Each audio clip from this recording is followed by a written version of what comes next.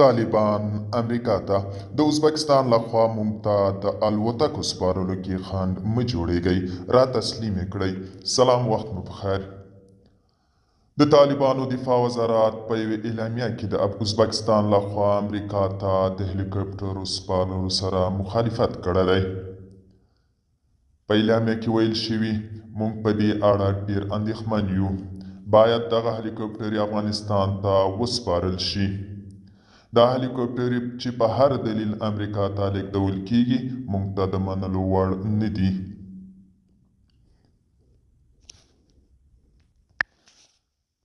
دا ځکه چې افغانان حق لري له خپل حق څخه دفاع وکړي او ګاونډي هیوادونه هم باید د افغانانو حقونو ته درناوی وکړي.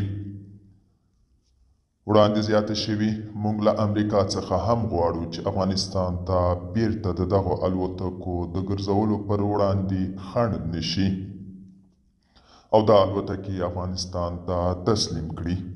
دوستانو، دا و د نورزي چمتو کلی خبر. تر بیا